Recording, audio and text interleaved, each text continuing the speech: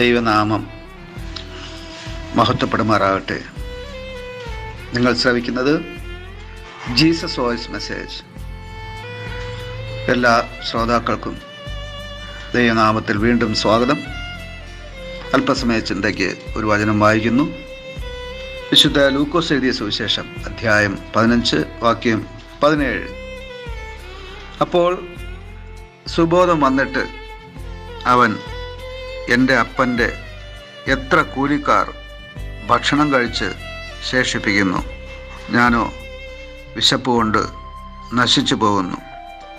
കർത്താവിൽ പ്രിയരെ, നാം വായിച്ചു കേട്ട വിശുദ്ധ ലൂക്കോസ് എഴുതിയ സുവിശേഷം 15 അധ്യായം 17 വാക്യത്തിൽ ധൂർത്ത പുത്രൻ അഥവാ മുടിയനായ പുത്രനെന്ന് നാം അപരനാമത്തിൽ അറിയപ്പെടുന്ന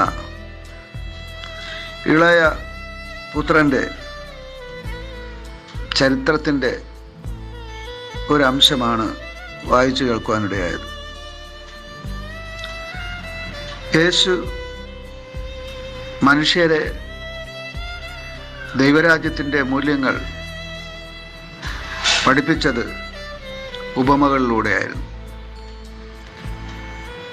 ഉപമകളിലൂടെ അല്ലാതെ യേശു ഒന്നും പഠിപ്പിച്ചിട്ടില്ല എന്ന് വചനം സാക്ഷ്യപ്പെടുത്തുന്നു.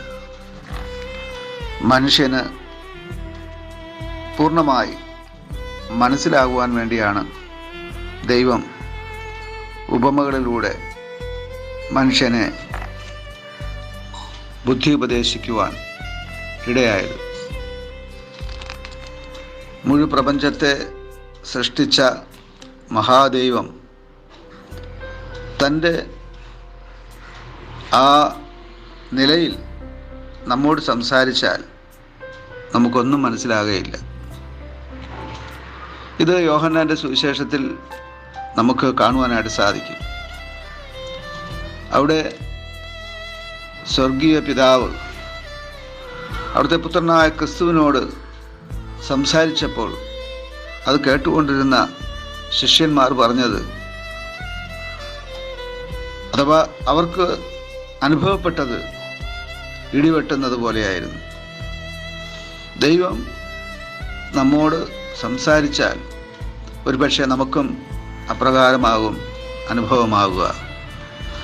അതുകൊണ്ട് തന്നെ ക്രിസ്തുനാഥൻ ഈ ലോകത്തിൽ പരസ്യ ശുശ്രൂഷയിലായിരുന്നപ്പോൾ തൻ്റെ മുന്നിലിരിക്കുന്ന ആയിരക്കണക്കിന് ആളുകളോടും തൻ്റെ 12 ശിഷ്യന്മാരോടും ഉപമകളിലൂടെ ഓരോ കാര്യങ്ങൾ വെളിപ്പെടുത്തുകയുണ്ടായി. ഒരു പിതാവിന് 2 പുത്രന്മാരുണ്ടായിരുന്നതും ഇളയ മകൻ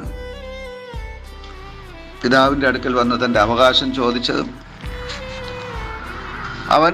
അവൻ്റെ അവകാശം മുഴുവൻ വിറ്റ് കാശാക്കി ദൂരദേശത്തേക്ക് പോയി ദുർനടപ്പുകാരനായി ജീവിച്ചതും ലൂക്കോസിൻ്റെ സുവിശേഷം 15 അധ്യായം 1 മുതൽ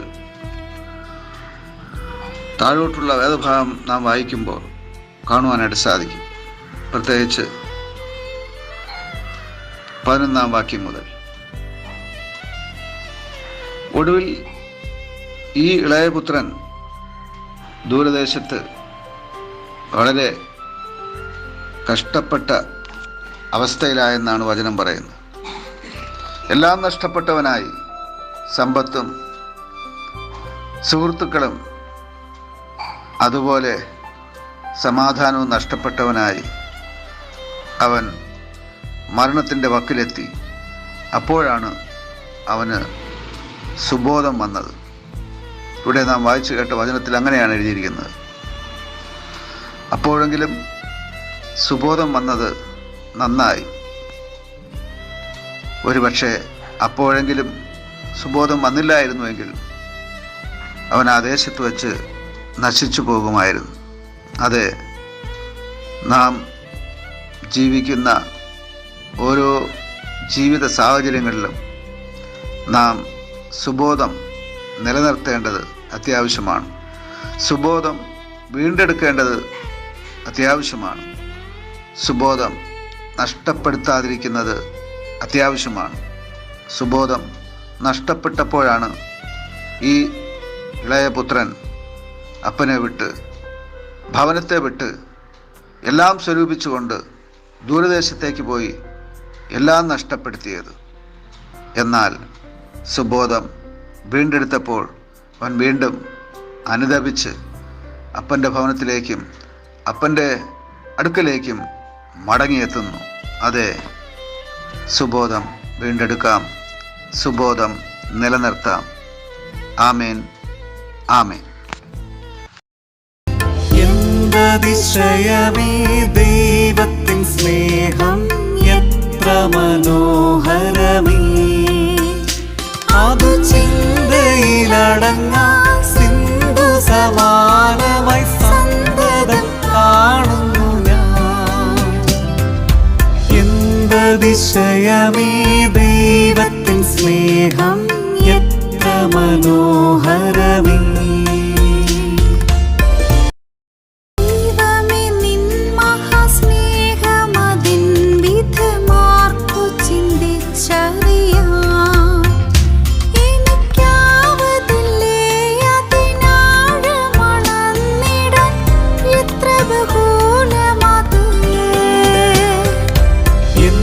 അതിശയമേ ദൈവത്തിൻ സ്നേഹം, എത്ര മനോഹരമേ! ആയിരമായിരം നാവുകളാലത് വർണ്ണിപ്പതിന്നെഴുതൂ. 10,000-ത്തിങ്കലൊരംശം ചൊല്ലിടുവാൻ ആരില സാധ്യമഹോ. എന്തിശയമേ ദൈവത്തിൻ സ്നേഹം, എത്ര മനോഹരമേ! മോദമിഴും തിരുമാർവിലുല്ലാസമായി സന്തതം ചേർന്നിരുന്ന ഏകജാതനാം യേശുവേ, പാതകർക്കായി തന്ന സ്നേഹം അതിശയമേ. എന്തിശയമേ ദൈവത്തിൻ സ്നേഹം, എത്ര മനോഹരമേ!